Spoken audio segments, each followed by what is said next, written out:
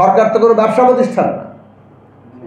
তাহলে এই জায়গাটাতে আপনাদের দাবির ন্যায্যতা আছে এবং সেই ন্যায্যতার জায়গা থেকেই আপনারা লড়াই করছেন, আন্দোলন করছেন, নিজেদের দাবি দেওয়া তুলছেন। কাজে এটা অসহায়ত্বের প্রশ্ন না, এটা অধিকারের প্রশ্ন, মর্যাদার প্রশ্ন।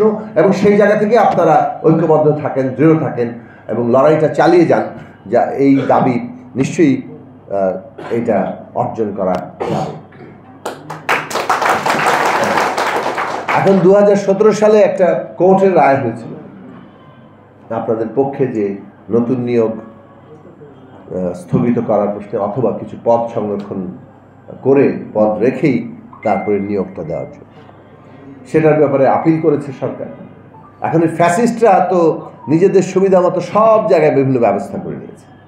ফ্যাসিস্টদের একটা নীতি ছিল যে কিছু লোককে সুবিধা দাও, লুটপাটের ভাগ দাও, তারপর তাদেরকে এই ফ্যাসিস্ট শাসনের একটা অংশ করে ফেলো, ওরাই যাদের টিকিয়ে রাখে।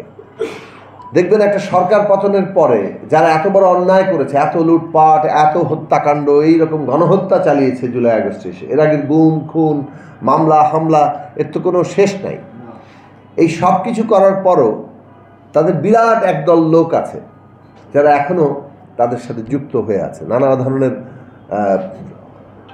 অন্তর্ঘাত সৃষ্টি করার চেষ্টা করছে, নানাভাবে এই যে জনগণ আন্দোলন করে যে বিজয় অর্জন করেছে সেটাকে ধ্বংস করে ফেলার চেষ্টা করছে। কারণ তারা নানাভাবে সুবিধাভোগী, এমন সুবিধাভোগী হয়েছে যে ওই স্বপ্নে বিভোর থেকে ওই সুবিধার আবারও পাওয়ার আশায় তারা এই ধরনের জায়গা, এই ধরনের কাজ চালিয়ে যাচ্ছে।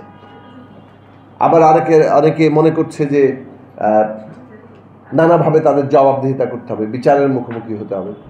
সেই কারণেও তারা এই সরকার যাতে ব্যর্থ হয় কিংবা সামনে গণতান্ত্রিক প্রক্রিয়া যাতে না দাঁড়াতে পারে সেই চেষ্টা তারা করছে। এই যে ভাগবাটরা দেওয়া, এই ভাগবাটরা দেওয়ার নানান সর্বক্ষেত্রে, এই যে আপনাদের যেমন বেসরকারি কর্মচারীদের এই নিয়োগটা পুরোপুরি মাউসির হাতে কিংবা শিক্ষা মন্ত্রণালয়ে নিয়ে যাওয়া হলো, কতিপয় কর্মকর্তা এই সমস্ত নিয়োগে কত দুর্নীতি করে সেটা বাংলাদেশে কোনো অজানা বিষয় নয়।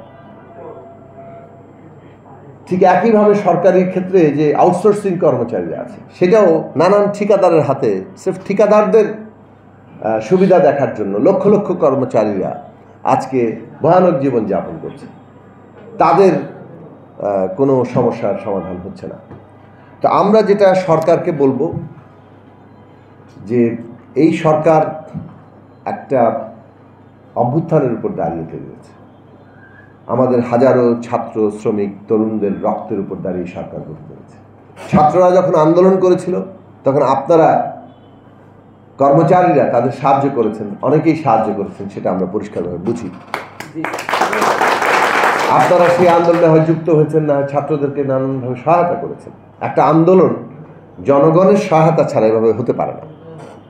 আমরা দেখেছি ছাত্রদের আন্দোলনে কিভাবে তরুণ শ্রমজীবী মানুষ, শ্রমিকরা যুক্ত হয়ে পড়েছে, অভিভাবকরা যুক্ত হয়ে পড়েছে, সমস্ত স্তরের যারা কর্মচারী তারা নানানভাবে যুক্ত হয়ে পড়েছে। এই যে আন্দোলনটা হয়েছে সমগ্র জনতার আন্দোলন হিসেবে,